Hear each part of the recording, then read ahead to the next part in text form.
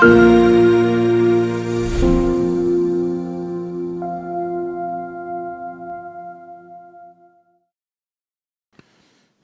오늘 들어보니까 세 번째로 배치하기를 잘했다는 생각이 좀 듭니다. 그러니까 첫 번째, 두 번째 비해서 꽤 어려운 주제였어요. 제가 들어봐도 좀 어렵더라고요. 그러니까 첫 번째 검찰 개혁 관련해 가지고는 막 우리가 좀 원체 중요하고 막 시급한 문제라서 유튜브도 보고 뭐 이런저런 정보나 뭐 사설이나 막 신문 이런 걸 다 보면서 이제 같이 이야기를 하는 거잖아요. 타도해야 될 적도 분명하고. 이제 두 번째 주제만 하더라도 이제 세계 정세라든가 한반도 평화 이런 건데 되게 그런 큰 이야기들은 우리가 뭐 나름대로 이제 선 지식이 좀 있습니다. 그런데 리더십이란 말은 오래전부터 있었지만 또 이혜민 의원이 말하는 리더십에는 이게 조용조용하고 매우 평이하게 이야기하지만 그 안에 보석 같은 뭔가가 좀 있는 것 같아요. 그래서 이렇게 보면서 어디서 많이 본 모습이다 이렇게 생각을 했는데 보니까 의정을 하실 때 윤석열 정부 장관을 앞에다 놔두고 말씀하실 때 조용조용하니 친구한테 말하는 것 같은데 핵심을 푹푹 찌르는 이런 느낌이 좀 들었습니다. 의원님 잠깐 쉬시는 동안 제가 주저리 해봤고요. 제 이야기도 하나만 좀 해볼게요. 아까 저는 그 이야기가 좀 와닿았는데요. 그러니까 정치권 문화에도 실패를 통해서 뭔가 성장해가는 것을 만들어 보자 이런 이야기를 했는데 제가 오래전부터 생각해 왔던 겁니다. 정치권은 아주 치열하게 그것도 죽자사자로 경쟁하는 경쟁 대상이 있어가지고 실패해서는 안 되는 게 있어요. 그러니까 한 정당 안에서 내부적인 어떤 업무를 추진하는데도 실패가 두렵지만 이를테면 국민의힘하고 지금 여기에서 국회의원 자리를 놔두고 경쟁을 하는데 여기서 실패를 실험적으로 할 수는 없거든요. 국민의힘에게 지는 게 실패일 거 아닙니까? 실패를 실험적으로 하기가 어려워요. 그러다 보니까 이제 그렇게 주로 성과 중심의 문화, 성공 중심의 평가가 지배하는 것 같은데 제가 오래전부터 생각했던 것은 뭐 전남이나 전북은 논외로 치고 광주에서는 정치의 실패가 허용되는 여백이 있어요. 광주에서는. 그러니까 광주에서는 어떤 정치 실험을 하더라도 국민의힘이 당선되지는 않거든요. 그렇잖아요. 그래서 저는 광주 민주당에게 좀 실험 좀 해봐라 광주 안에서.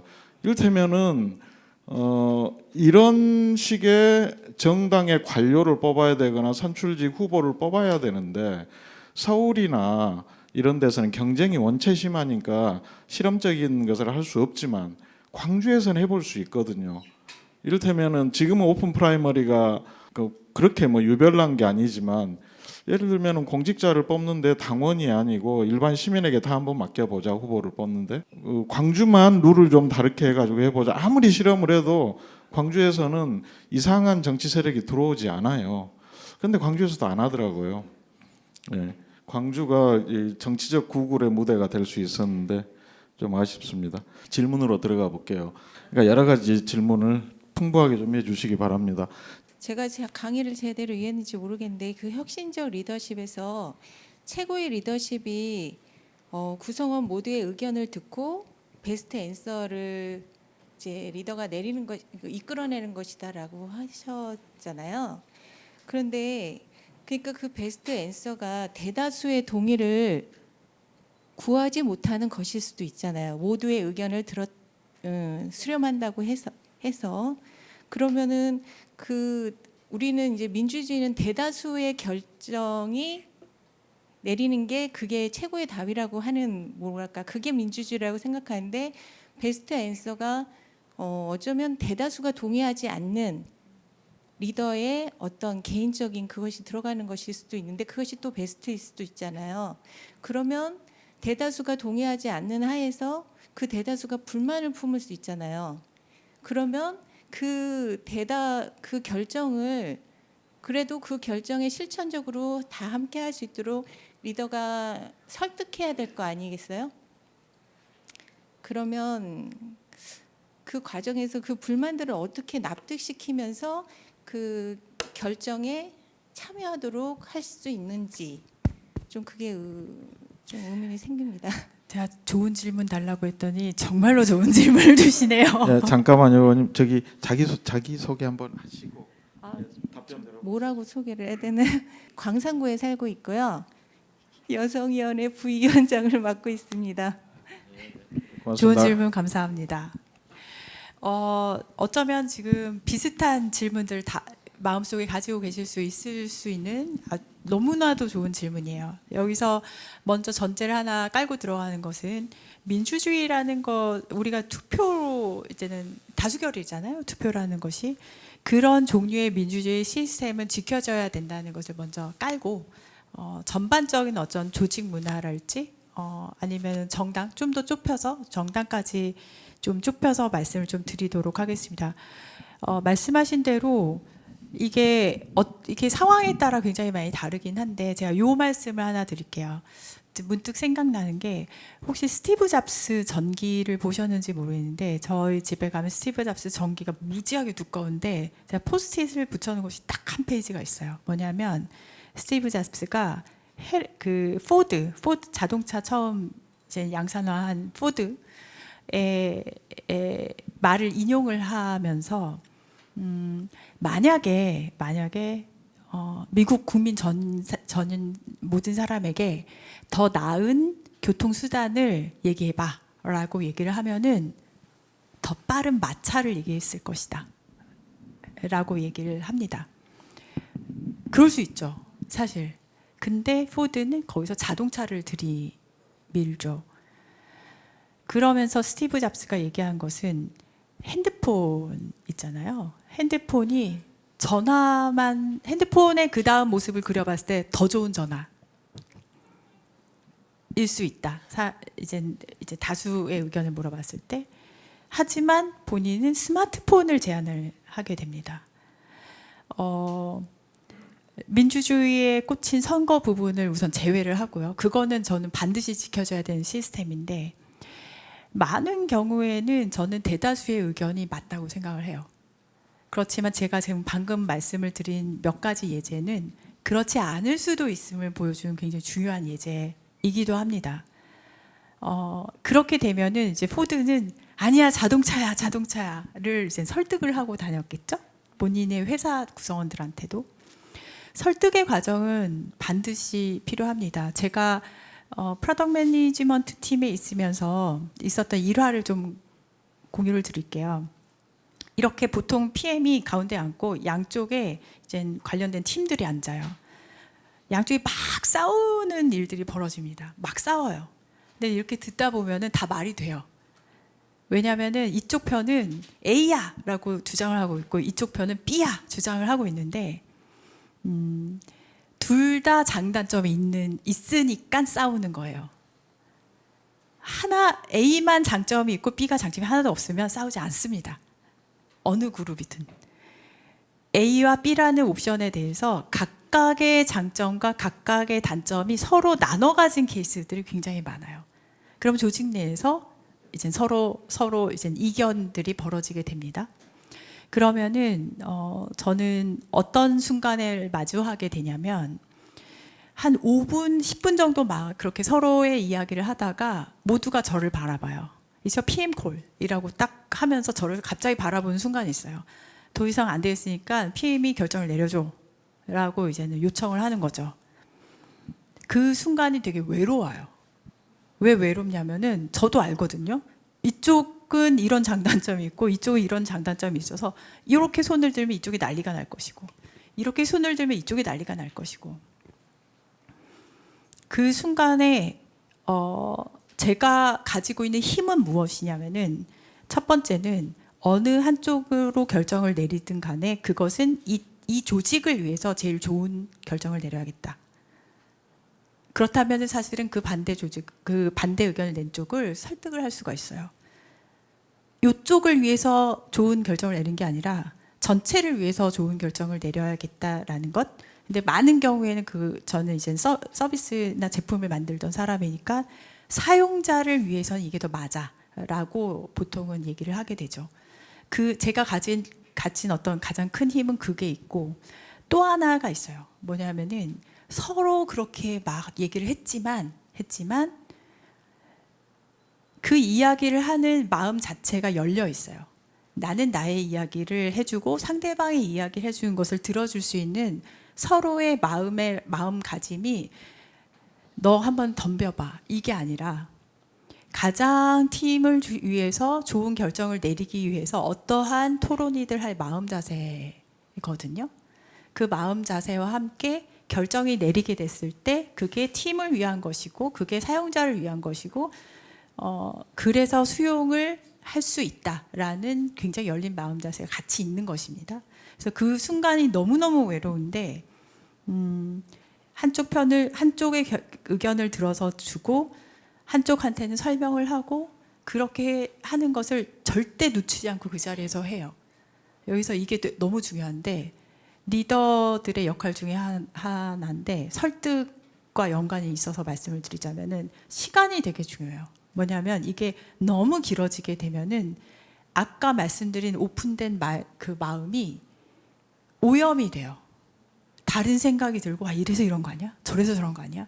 이렇게 원하지 않는 방향으로 결정이 흘러가 버린 그다음부터는 감정이 섞이게 되기 때문에 가장 객관적으로 이야기를 할 수 있게 되려면 시간 또한 굉장히 중요한 요소 중에 하나라는 것을 경험적으로 저는 이제 배웠고 그렇게 해야지만 요 시간이 끝나고 그 다음으로 갈 수 있는 결정이 생겨요. 제일 안 좋은 게 뭔지 아세요? 다 듣고 알겠어. 우리 다음에 다시 얘기하자. 최악이에요. 최악이에요. 그래서 설득을 위한 노하우들을 보통 많은 경우에 리더들이 갖추고 있는데 좋은 것은 설득을 해야겠다는 마음, 설득을 하는 과정이 되게 중요하다는 것을 리더가 스스로도 갖추고 있어야 된다는 큰 전제 조건이 있죠.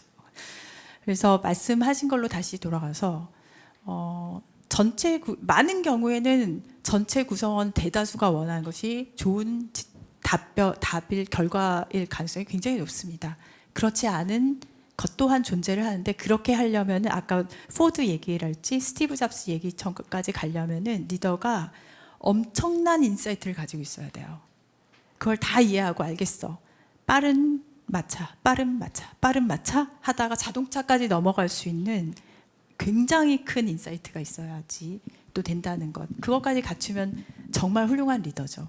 그래서 대다수의 경우에는 많은 분들이 합의하는 것이 맞지만 그렇지 않은 영역이 반드시 존재를 하기 때문에 리더가 갖춰야 되는 역량 중에 하나가 저는 꼭 필요하다고 생각합니다. 만약에 소화를 하고 그 결과물을 도출할 수 없다면은 그냥 날 것 그대로 밑에서 올리는 게 다 그냥 결과물로 나간다면 그 리더는 있을 필요가 없어요. 그냥 합하기만 하면 되니까. 그래서 답변을 드리자면 굉장히 많이 공감을 하고 동시에 설득하는 부분에 대한 아주 중요한 부분을 말씀을 해주셨고 거기다 하나만 한 스푼 더 하자면 시간 또한 너무 중요하더라.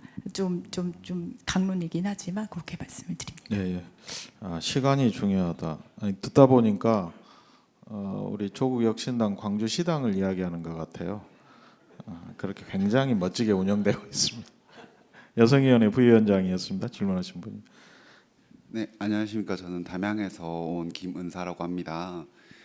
제가 지금 담양에 거주하고 있는 2030 청년들을 조직을 해가지고 제가 나이가 많다는 이유로 지금 제가 운영을 하고 있는데요. 특히 이제 MZ 세대들을 특히 코로나 키즈들은 자기 주도적인 성향이 굉장히 좀 강한 느낌을 많이 받았습니다. 물론 제가 수업을 할 때는 제가 교수자이기 때문에 제가 일방적으로 좀 진행하는 게 있었는데 이렇게 여러 세대 간의 의견을 모으다 보니까 이렇게 제가 무언가를 하자라고 했을 때 그거는 조금 별로 내키지가 않는다 이런 의견을 많이 받습니다. 그래서 설득을 하려고 노력하는데 설득이 좀 잘 안 되는 경우가 많습니다.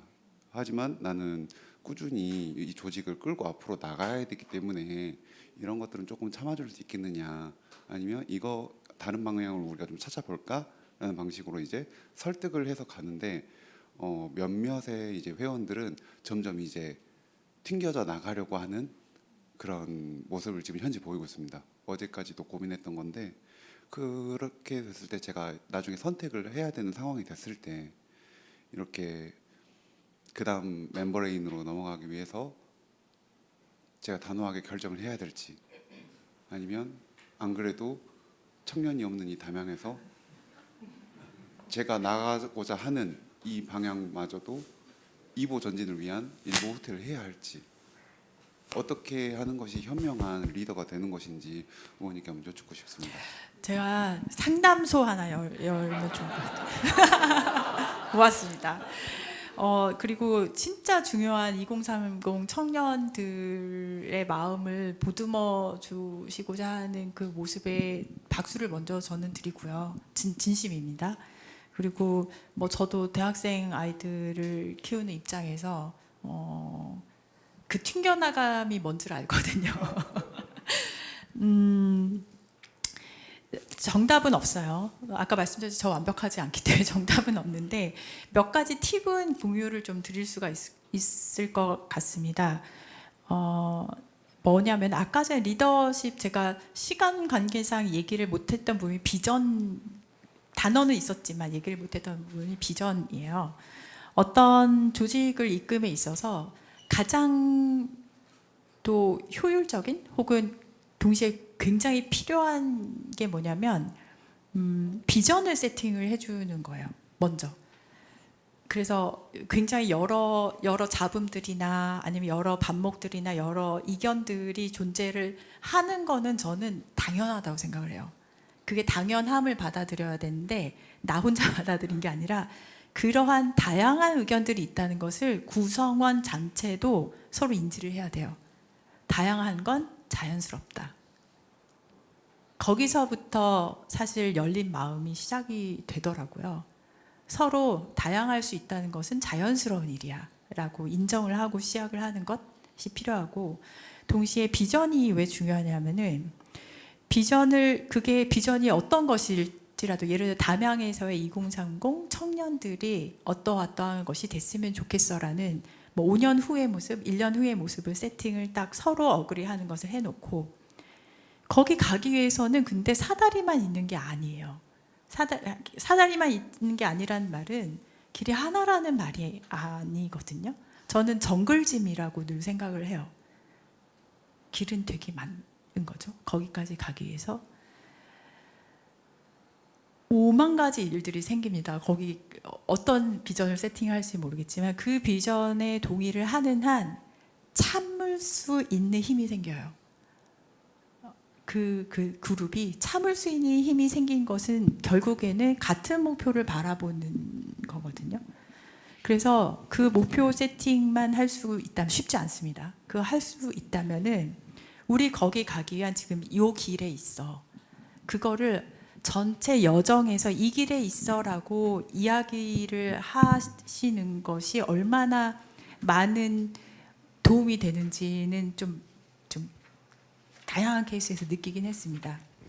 그럼에도 불구하고 제 아이들과 같은 2030 청년들은 절대 우리가 이해하지 못하는 것들을 가지고 있어요. 근데 놀랍게도 많은 경우에는 청년들이 맞을 때가 더 많아요. 저는 그렇게 생각합니다. 저는 아이들한테도 얘기를 하다가 아 그래 네 말이 맞다 이렇게 할 때가 되게 많은데 근데 또 놀라운 건 그렇게 얘기를 하잖아요. 그러면은 거꾸로 뭐 엄마 말이 맞는 것 같아요. 이렇게 올 때도 되게 많아요. 그거는 그들의 이야기가 인정되는 경험을 많이 못 해봅니다. 사실은. 근데 진짜 많은 경우에 그들의 이야기가 맞을 때가 많거든요. 우리가 이해 못하는 것은 이미 우리는 흘러가는 물이고 그들은 오는 물이거든요. 그래서 그들의 이야기가 맞을 수 있다라는 가정을 좀 많이 내가 그거를 인정해라는 것을 표현을 해주시는 것이 동시에 꽤 중요하더라라는 정답 아니에요. 회사에서 일을 하면서 인턴들도 이제는 팀의 호스트를 하게 되거든요. 그러면은 외국인이라고 다르지 않아요. 이제는 미국에서는 젠지라고 이제 보통 하는데 도대체 젠지들은 무슨 특성을 가진 거야? 맨날 젠지 어널리시스 막 하잖아요. 근데 제가 마케팅 팀이 막 와서 젠지 어널리시스에서 이번 서비스는 이렇게 얘기를 하는 걸 이렇게 듣다가 지금 우리 지금 의논하는 팀에 젠지 있어요? 하면 없는데요. 다시 구성하자. 인턴들 데리고 와서 다시 이야기하자라고 얘기를 하는데 우리가 MG 아무리 얘기를 해도 당사자들 이야기가 저는 제일 중요하다고 생각하거든요. 그래서 그거를 인정해 주는 것, 그다음에 우리 팀의 목표 누구나 인정할 수 그렇기 때문에 모이기 때문에 그 목표를 함께 설정을 하고 그래서 참아야 되는 견뎌야 되는 것이 있다면 결국은 그걸 보면서 견디는 거라서 그런 자세만 보여주셔도 아마 2030 청년들의 담양에 계신 분들의 마음을 담는 그 노력을 그들도 인정을 할 거라고 생각을 합니다. 좋은 질문 감사합니다. 예, 고맙습니다. 네, 안녕하십니까. 박예현이라고 합니다. 여기 만나뵈서 반갑고요. 멀리 와주셔서 너무 감사드립니다. 오늘 이제 비가 내려서 사실 오려는 마음이 있었는데 좀 바쁘게 돼서 또 고민했었는데 마음속으로 남이 안 오면 나라도 가야지 이런 생각으로 왔어요. 너무 좋습니다. 이제 오늘 여러 말씀 좋은 말씀 해주셨는데 아까 그 강의 내용 중에 큰 생각을 하자고 하는 말씀하셨잖아요. 근데 이제 저는 이제 정치를 뭐 관심 있어 그냥 지켜만 볼 뿐인데 직장생활 퇴직해가지고 약간 시간이 있어서 그런데 제 이제 그 유럽의 정치인들을 보면 특히 여성 정치인들이 굉장히 잘하고 있더라고요.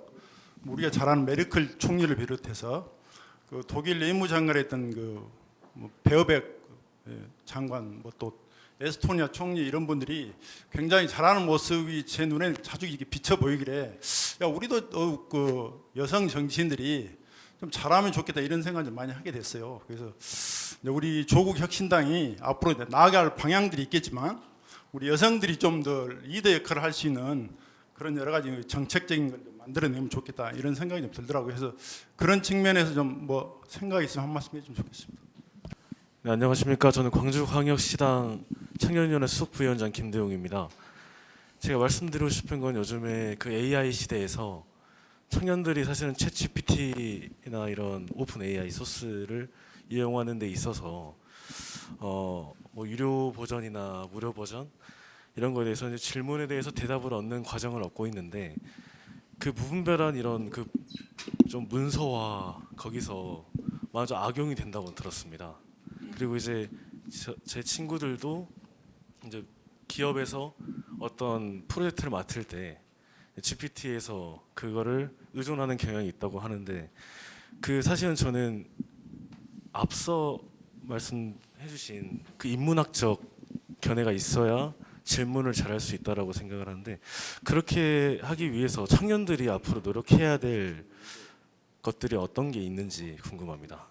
이상입니다. 반갑습니다. 예, 위원님 기회 드릴게요. 의원님 보고 싶었습니다. 오늘 강의 너무 감사드리고요. 저는 추천제 지금 대의원을 하고 있거든요.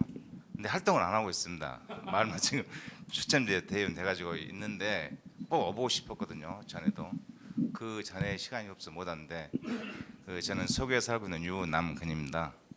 제가 묻고 싶은 것은 우리 의원님이 주 전공이니까 강하게 정확히 말씀해 주셔야 됩니다. 여기 광주 시민들 위해서라도 우리 조국 당원들 위해서라도 우리가 지금 AI가 전 산업 업종에 다 들어가 있잖아요. 깊숙이 가정에도 들어가 있고 산업 전반에. 근데 향후 이 AI가 어디까지 갈 건가? 인간의 감성을 재배를 못 하거든요. 아직까지는. 근데 향후는 분명히 인간보다 더 한 단계 앞서가고 있는 AI가 나오지 않을까? AI가. 그에 대해서 우리 이혜민 의원님은 어떻게 생각하고 계신가? 그쪽 전공 분야니까 정확히 말씀해 주시면 감사드리겠습니다. 네네. 감사합니다. 키워드가 한 2개 정도로 좁혀지네요. 여성 정치, 여성 정치인, AI. 의원님 답변 시간 조절 좀 하면서 네, 질문을 제가- 한 번 더 받으려고 하거든요. 네, 예, 제가 뒤부터 해볼게요. 생각이 좀 더 프레시할 때 우선 추첨제 대의원 네 축하드리고요. 추첨 우선 조직 그 정당은 되게 여러 가지 조직으로 운영이 되게 됩니다. 근데 예를 들어 시도당도 있고 지역위원회도 있고 그리고 대의원회도 있습니다. 이게 다 사실은 국민으로서 서로 그 활동의 정도는 조금 활동 영역이 다르지만 정당 활동에서 내가 활동할 수 있는 것이 그만큼 다양하게 존재를 해요. 근데 그 중에서 대의원은 정당의 여러 결정을 함에 있어서 굉장히 중요한 역할을 하게 되고, 조국혁신당 같은 경우는 조강특위를 1기가 이미 끝났는데 1기 구성을 해서 대의원을 어떻게 뽑을 것인가, 추첨제는 얼만큼 비율을 둘 것인가, 그리고 추천제는 또 어떻게 할 것인가, 지역위원회는 어떻게 나눠서 전국에 있는 지역위원회를 구성할 것인가, 이런 것들을 다 했습니다. 2기로 들어섭니다. 중간에 선거가 있었어 가지고 그걸 진행을 못하고 하게 됐을 때 이제 추천제 대의원이 완성이 돼야지 전체 대의원이 완성이 됩니다. 그게 되고 나면 대의원회의라는 굉장히 큰 조직이 생기게 돼요. 아주 중요한 일을 하시게 될 것이고요. 정당 사상에서 이 정도 되는 사이즈의 정당이 추첨제 대의원을 50% 이상을 두는 곳은 처음이에요. 추첨제 대의원을 이 정도로 뒀다는 소리는 내가 어떠한 지역 정치인한테 잘 보이지 않아도 결정에 참여를 할 수 있는 것을 의미를 하게 됩니다. 굉장히 중요한 역할을 앞으로, 지금까지는 그 전체가 그 중간에 대선이 끼는 바람에 좀 진행이 한번 스탑이 됐었어서 이제 2기 조직 조강특위가 구성이 됐기 때문에 이제 차근차근 진행이 될 것이고요. 많은 역할을 부탁을 드립니다. AI 관련해서 짧게 말씀을 드리겠습니다. 얼마 전에 샘 알트만이, 오픈 AI CEO 샘 알트만이 이런 이야기를 X에 썼어요. 블로그에 썼던가? 내가 인간으로서 나의 자유 의지로 포스팅하는 마지막 글이 될 것 같다. AGI라고 보통 부르는데요. 이 AI가 인간의 어떤 추론 능력, 그다음에 인간의 감정까지 하는 단계를 이제 AGI라고 부르는데, 그 레벨에 가냐 마냐 가지고 감론을박이 엄청나게 많습니다. 근데 많은 경우에 제 친구들도 이제 오픈 AI에서 일을 하고 있는데, 뭐 구글 제미나이 팀에서도 그렇고 어느 순간 올 것 같다. 근데 예전에는 좀 이제 2035년 그 정도가 아닐까라고 하는데, 이야기를 할 때마다 지금 땡겨지고 있어요. 이미 왔다라고 이야기를 하는 사람도 있습니다. 그럼 무섭잖아요. 왜냐하면 알파고 때 제가 강연을 할 때 무슨 얘기를 했냐면은 언젠가 될지는 모르겠지만 로봇의 지배를 받는 사람과 로봇을 지배하는 사람으로 나뉘게 될까 봐 걱정이다. 거기에 대해서 준비를 해야 된다라고 얘기를 했었는데, 생각보다 AGI 시대가 좀 일찍 도래를 할 것 같긴 합니다. 그리고 이미 와 있다라는 이야기도 하고 있고. 근데 기술적으로 그렇게 발전을 막 하는 것과 실제 우리 삶까지 오는 데에는 약간의 시차는 존재를 해요. 좀 빨리 올 것 같긴 한데, 이 시차 동안에 우리가 해야 될 일이 있습니다. 뭐냐면은 AGI 시대가 된다는 소리는 그 AGI를 가지고 있는 회사나 가지고 있는 개인들이 존재를 하게 돼요. 그들의 힘이 너무 세질 것이기 때문에 그게 특정 회사가 됐든 나라가 됐든 그게 핵무기처럼 또 활용이 돼서 우리나라만 AGI를 가질 수 있고 너네 나라는 그걸 컨트롤할 능력이 없으니 가지면 안 돼. 뭐 이렇게 할 수도 있는 것이고, 그 전에 준비를 할 수 있는 것이 어떤 게 있냐면은 부의 재분배가 좀 더 양극화가 될 가능성이 높은데, 그것을 최대한 빠른 시간 안에 부의 재분배는 반드시 벌어질 수밖에 없는 규제, 규범, 시스템을 만들어 놓는 것. 제가 치킨집 사장님 말씀을 많이 드리는데, 그 24시간 똑같은 품질의 군말도 안 하고 닭을 튀기는 로봇 팔을 드리게 되면은 그 치킨집은 계속해서 수익은 생기지만 알바가 가장 먼저 잘리거든요. 그래서 그런 식의 재분배 이야기, 그다음에 잡에 대한 직업 일자리를 잃게 되는 사람들을 재교육을 시킬 수 있는 사회적 안전망을 만드는 이야기, 이런 것들을 저는 지금 준비를 하고 있습니다. 그런 규범이 존재를 하지 아니하면은 말씀하신 그런 시대를 편안하게 준비를 할 수가 없을 것 같아요. 그리고 기술 발전은 너무 빠르고, 다음번에 혹시 AI 이야기를 더 할 수 있으면 좋겠습니다. 그게 있고 두 번째 AI 시대 질문 대답 악용 그다음에 인문학적 견해 청년들이 노력해야 하는 것 스텝께서 질문을 해주셨는데 저는 AI 시대야말로 인문학의 중요성이 더 높아진다고 생각을 해요. 기술은 AI가 더 잘해요. 덧셈 뺄셈 사칙연산 AI가 더 잘해요. 여기서 한 가지 더 하자면 청년들이 좀 가지셨으면 하는 것은 물론 청년들의 생각이 더 중요하겠지만 나만의 가치, 나만의 특징을 나만의 호기심을 계속해서 유지하는 게 이제는 제일 중요한 것 같아요. 이거는 제가 다른 AI 특강을 할 때 되게 얘기를 많이 하는데 나다움이라는 것을 유지하는 것이 제일 중요하다. 왜냐하면 AI가 절대 못할 것은 바로 딱 그 부분이거든요. 어떤 개인이 나만 가지고 있는 특징이 가장 비싼 재료가 되게 됩니다. 그렇기 때문에 내가 만약에 정말로 그림 그리는 걸 좋아해. 그림 그리는 것. 내가 어떤 음악 쪽에 굉장히 조예가 깊어. 그럼 그쪽으로. 아주 나만의 특징을 가지고 발전을 시켜나가는 내가 제일 가능하다면 제일 좋아하는 영역. 저는 국영수부터 시작해서 이제는 또 좀 더 한 칸 더 위로 가면은 이런 스펙들이 다 모여야지 취업이 잘 된다 해서 이런 스펙 저런 스펙 이거보다는 내가 남들보다 요거 하나만큼은 정말 잘났어 라는 영역을 가지시는 게 제일 중요한 시대가 이제는 왔다라는 생각을 하고 있습니다. 이것 또한 AI 특강에 한 번 더 있으면 좋겠고 큰 생각을 하고 유럽 얘기를 해주시고 여성 리더십 정책을 말씀을 해주셨는데 제가 구글에 있으면서 다이버시티 앤 인클루전 어워드를 받았어요. 그건 뭐냐면 글로벌리 다양성 관련된 노력한 사람한테 주는 상인데 여성 개발자들을 위한 활동을 좀 많이 했습니다. 근데 여성 개발자들은 되게 소수예요. 선생님들 사회로 가면은 남자 선생님들이 소수잖아요.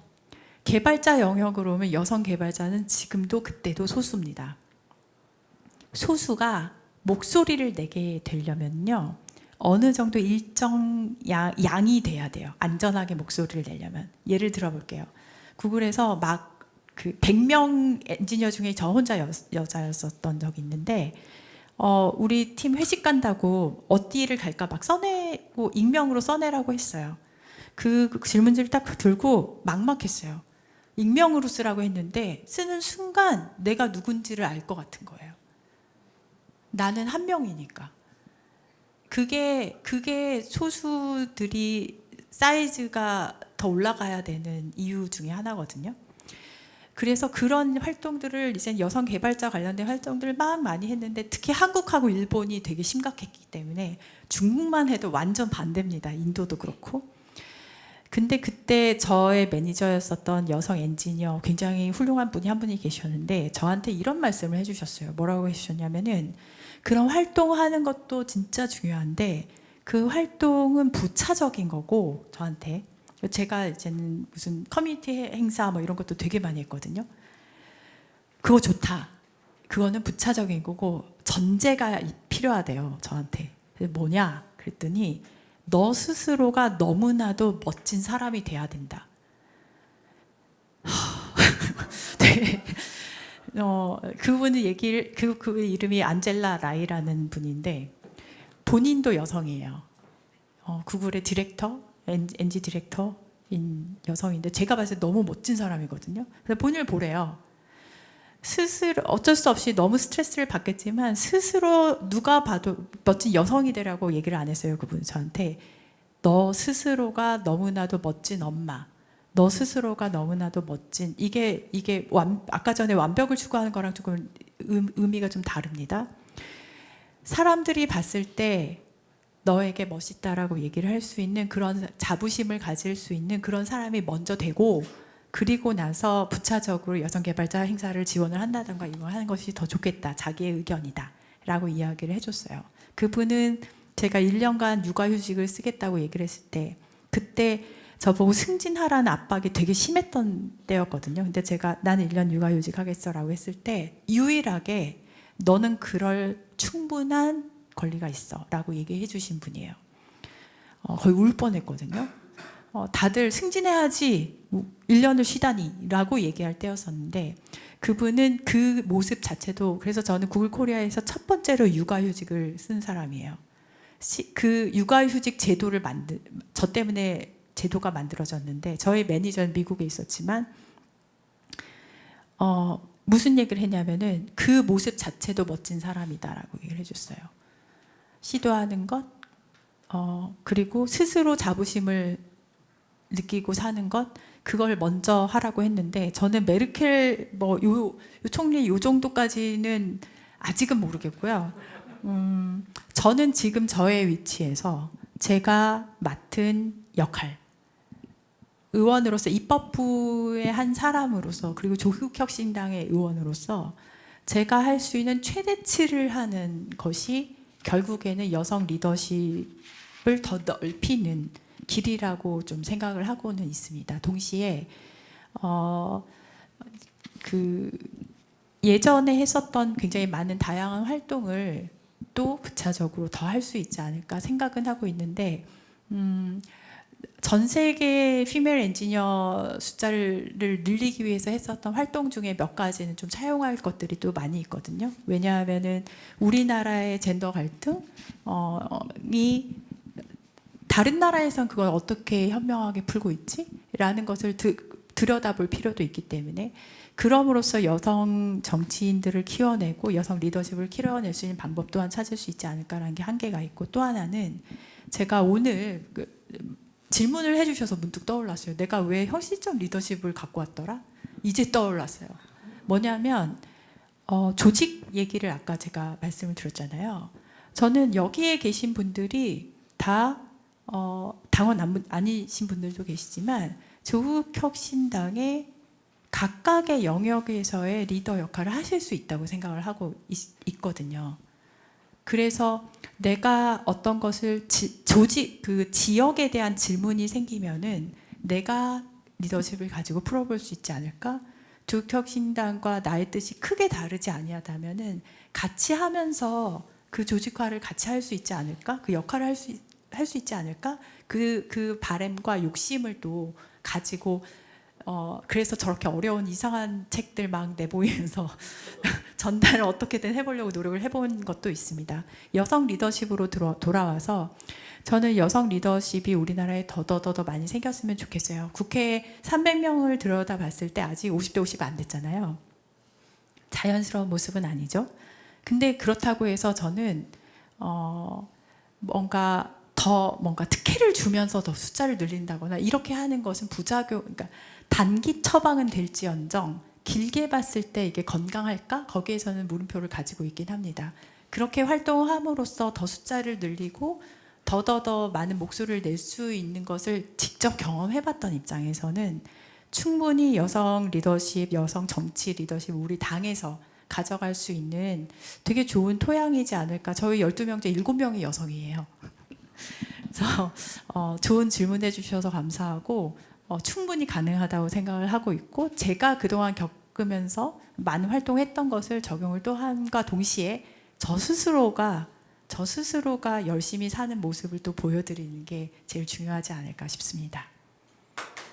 네. 간단하게라도 자기소개하고 질문은 간결하게 좀 해주십시오. 예.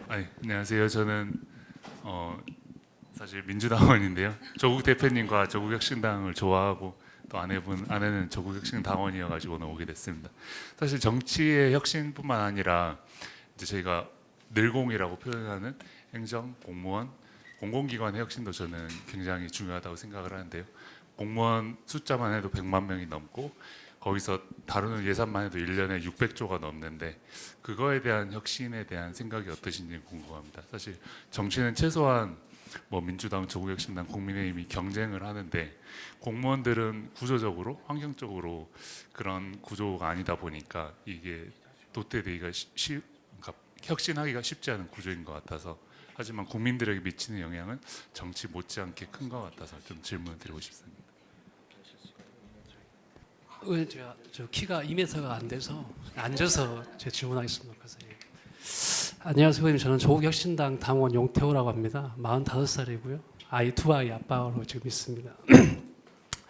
저는 이제 오늘 주제 들으면서 굉장히 어려운 내용을 의원님께서 구글표 리더십에 대해서 강의를 해주셨는데 제가 이해를 아직 많이 못해서 좀 저희 내일을 탓하고 있었습니다. 그리고 이 주제를 조금 벗어난 질문을 좀 드리고 싶었습니다. 초선 의원이시잖아요. 제가 과방에서 열심히 활동하시는 거 너무 응원하고 있는데요. 저는 첫 번째로 이제 의원님께서 단답형을 좋아하시니까 하나 둘 셋의 답변을 한 가지 먼저 해주시고요. 첫 번째 질문은 12.3 내란 때 이제 초선이 되기도 어렵지만 또 초선이 돼서 경험을 되는 것도 어렵잖아요. 경험하는 것도 그 엄청난 확률을 뚫고 됐을 때 내가 이걸 왜 했을까? 꽃게밥이 될 수도 있었다는 그런 후회를 하신 적이 꽃게밥. 내가 잘못했으면 꽃게밥이 될 수 있었을 거라는 확률을 있었을까라는 후회를 해보신 적이 있었는가? 아니면 해제되고 나서 뒤에도. 그리고 두 번째로는 이제 초선으로서 정치를 하시면서 우리 사람을 사귀거나 하다 보면 신물난 경우도 있잖아요. 이제 막상 경험해 보니까 상대가 국힘의원이든 아니면 사람이든 정치든 정말 이건 내가 기존에 생각만 해봤었는데 이 부분은 정말 신물이 나거나 했던 부분이 있다라면 초선 의원으로서 이 두 가지 답변 한번 단답형으로 듣고 싶습니다. 이상입니다. 너무 반갑습니다. 무안공항 때 뵙고 또 오늘 뵙는데 또 우리 조율 대학생 위원장 그 일로 이제 눈물 흘려주시는 모습 저한테는 항상 좀 따뜻한 모습으로 남아 있는 따뜻한 사람 이혜민 국회의원이시거든요. 근데 이제 스마트 앤 험블 얘기를 하셨는데 그런 사회 생활을 해 오시고 혁신당에 오시면서 리더가 되셨잖아요. 어떻게 보면. 근데 리더라는 건 결국엔 문제 해결 능력. 요즘에 이런 질문을 되게 스스로 많이 했거든요. 친구랑 이 부분에 대해서 되게 진지하게 얘기를 나누면서 저는 이 문제, 어떤 사안을 마주할 때 태도가 굉장히 중요하고 교육으로 풀어나가야 된다. 그리고 친구는 갈등으로 오히려 풀어나가야 된다. 이런 얘기를 나누면서 대화를 이제 마무리했는데 혹시 의원님께서는 어떤 사안을 마주하셨을 때 어떤 태도 그리고 무엇을 중점으로 문제 해결을 하시는지 궁금합니다. 저희 여성위원장님이십니다. 광주광역시당에. 이혜민 의원님 감사합니다. 저는 북구에서 온 노성태고요. 우리 비례대표 순번 때 제가 조국 대표님하고 이혜민 의원님 뽑았는데 잘 뽑았다고 생각합니다.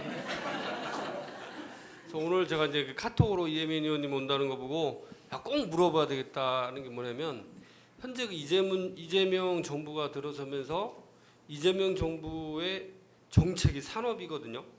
이재명 정부를 따라가느냐 못 따르냐에 따라서 우리 코스피 같은 경우도 엄청난 그 경제 가치가 막 왔다 갔다 하잖아요. 그래서 꼭 물어보고 싶은 게 현재 이재명 정부가 추진하는 AI 정책이 산업 면에서 저희가 계속 따라가야 되는지 그리고 잘 가고 있는 건지 그리고 그거를 안 따라가는 순간 막 코스피가 막 500 막 차이가 나버리니까 그런 그 산업적인 면에서 우리가 좀 잘 따라가야 되는 건지 그런 부분 좀 코치 좀 해주셨으면 좋겠습니다.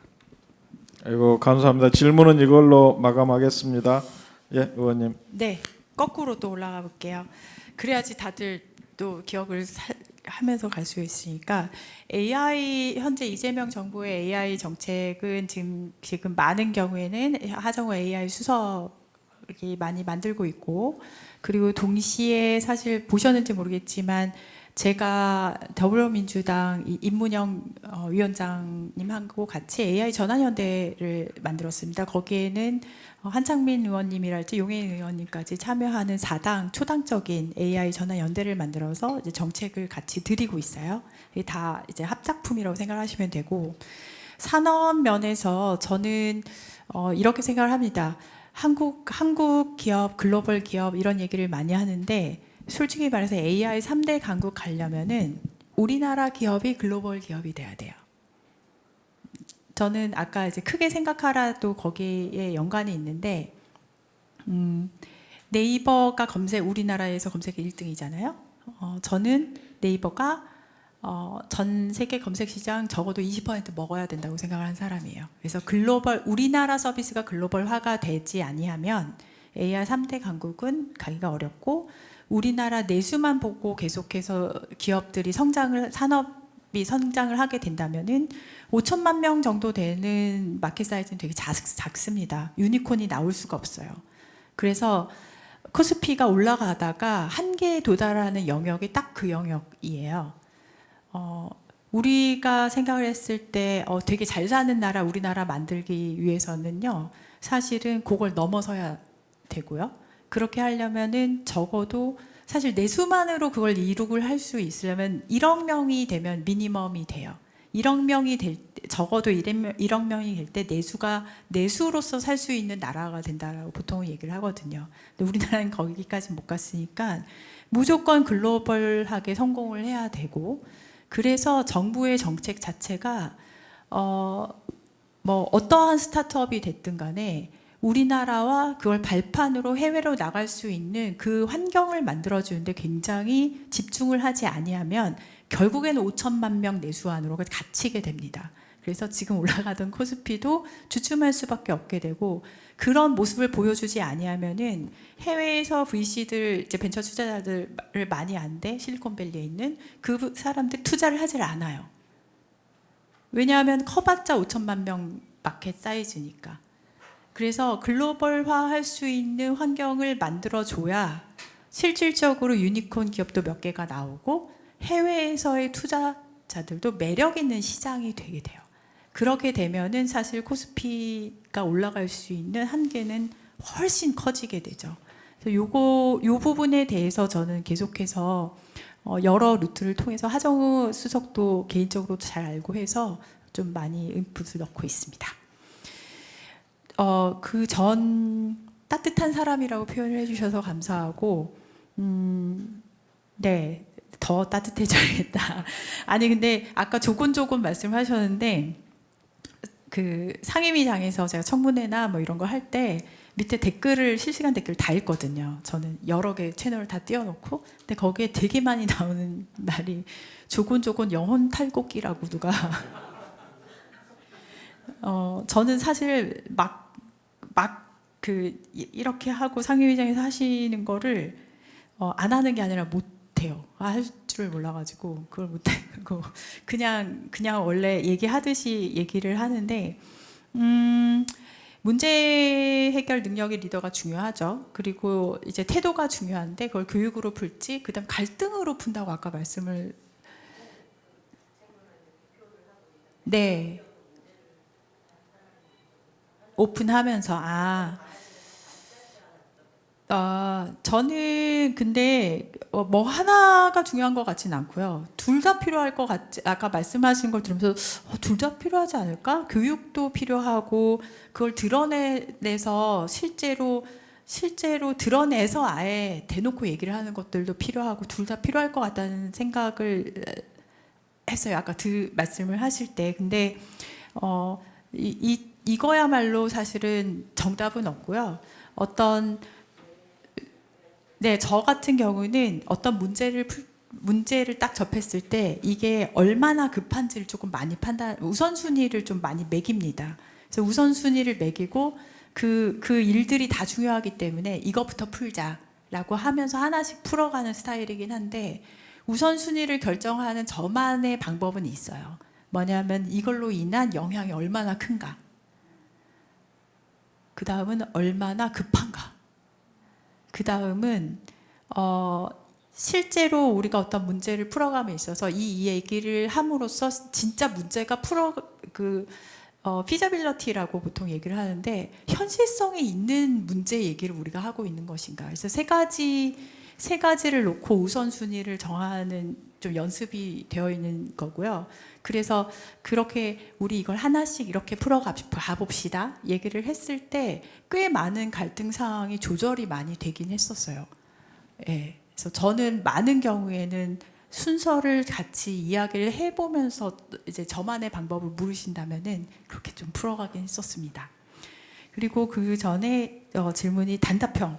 제가 아마 이진숙한테 질문하는 것을 들으셔서 고맙습니다. 다 모니터링 해주셔서 12한 내란 때 계엄 이거 도대체 꽃게밥이 될까 후회했냐 안 했냐 저는 한 번도 한 적은 없습니다.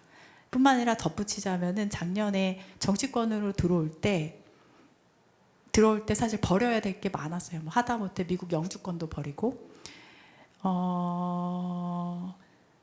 후회가 없냐라는 질문을 많이 들어요. 실제로 이제 미국에서 저의 지인들은 제가 버린 것들을 아는 분들이잖아요. 미국인 집도 팔아버리고 이랬기 때문에 제가 아주 많은 기회를 다 버려버렸다라는 것이 그분들 입장에선 강해요. 아직도 한 번도 후회를 해본 적이 없어요. 그래서 좋아요. 저는 어떤 큰 결정을 내릴 때 선결정 후수습을 하는 경우가 좀 많이 있고요. 정치권으로 이게 사실 계엄날을 질문이지만 사실 정치권으로 들어오면서부터 이거는 뭐 각오할 수 있는 거였고 뭐 심지어 뭐 조국혁신당으로 간다는 것은 내가 뭐 압수수색 받을 수도 있겠구나 그냥 각오하고 들어오는 거라서 계산을 하는 순간 들어오질 않을 이유만 있는 거예요. 그렇다면 계산하지 말자. 그리고 그 부분에 대해서는 후회하지 말자. 근데 후회는 하나도 안 되고요. 근데 그때 집을 나설 때는 이 집에 다시 들어올 수 있을까? 그 생각은 많이 했죠. 사람들이 잠깐만요. 제가 사람에 대한 정제 이 부분 두 번째를 제대로 제가 못 적은 것 같은데. 네. 신물난. 네 신물 이거 그거구나.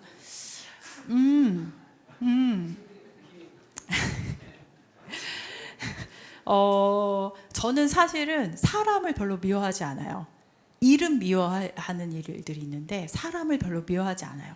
그 말인즉슨 제가 누군가를 사람으로서 미워하잖아요. 진짜 미워하는 거예요. 그러니까 하면서 퍼스널리 테이크하는 거를 굉장히 배제하는 노력을 많이 해왔어가지고 사람 자체를 미워하는 경우는 거의 없는데 많이 생겼어요.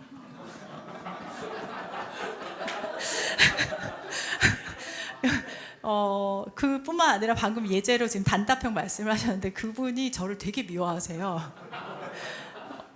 상임위장에서 보면 근데 지금 이 방통위에서도 열심히 버티고 계시잖아요. 심지어 국무회의 가서도 대놓고 이제는 버티기를 하시는데 뭐 저는 뭐 이렇게 생각을 합니다. 그거는 그거고 있지 않아야 하는 사람이 그 자리에 있는 꼴을 저는 근데 그건 못 봐요. 네. 그렇기 때문에 제가 그 예를 그냥 하나만 들면 이진숙 방통위원장에 대해서 제가 뭔가 상임위장에서 이야기를 하고 하는 거는 사실은 전체가 하나예요.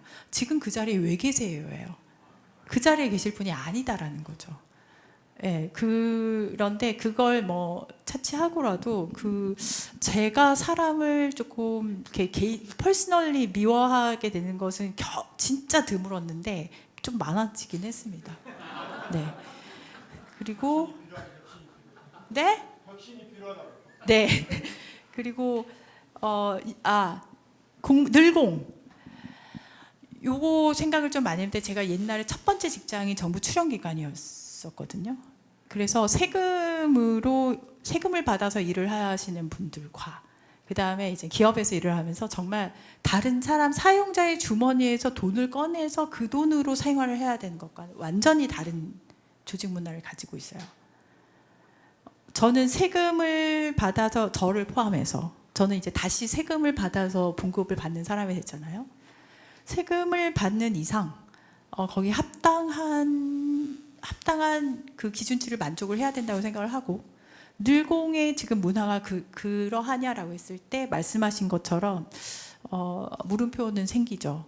그렇다면은 저는 이런 경우에는 이 경우야말로 리더의 혁신 의지가 진짜 중요합니다.